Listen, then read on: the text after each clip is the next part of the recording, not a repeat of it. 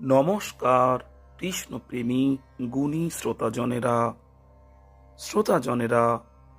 শ্রীমদ্ ভগবত গীতায় ভগবান আমাদের বুদ্ধিযুক্ত হবার জন্য উপদেশ দিয়েছেন।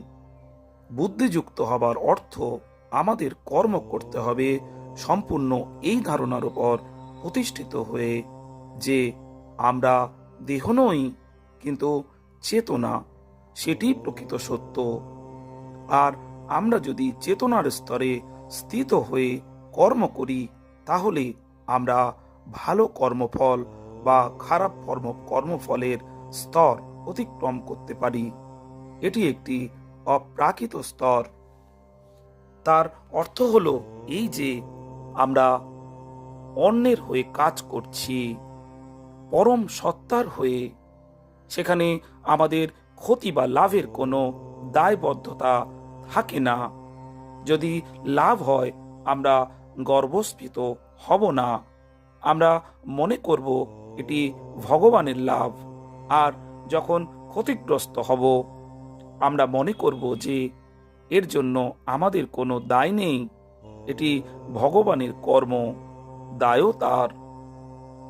তার ফলে আমরা সুখী হব। এটি আমাদের অনুশীলন করতে হবে, সবকিছুই পরমেশ্বরের হয়ে। এই অপ্রাকৃত প্রকৃতিটি আমাদের লাভ করতে হবে। বর্তমান অবস্থার পরিপ্রেক্ষিতে এটি কর্মের কৌশল। যখনই আমরা দেহাত্ম বুদ্ধির স্তরে স্থিত হয়ে কর্ম সম্পাদন করব, তখনই আমরা আমাদের কর্মের প্রতিক্রিয়ার দ্বারা আবদ্ধ হয়ে পড়ব। কিন্তু যখন চিন্ময় চেতনাযুক্ত হয়ে আমরা কর্ম করব, তা পুণ্যকর্ম বা উগ্র কর্মের বন্ধনে আমাদের আবদ্ধ করবে না। সেটি কৌশল। শ্রীমদ্ ভগবত গীতায় শ্রীকৃষ্ণ বলেছেন যে বুদ্ধিযুক্ত ব্যক্তি চিন্তাশীল না হলে কেউ বুঝতে পারে না যে সে এই দেহ নয়, কিন্তু একটু চিন্তাশীল হলেই সেটি বুঝতে পারে আমি দেহ নই, আমি চেতনা। গুণী শ্রোতাজনেরা, কৃষ্ণ চর্চায় কৃষ্ণ কথা ভালো লাগলে চ্যানেলটিকে সাবস্ক্রাইব করতে ভুলবেন না।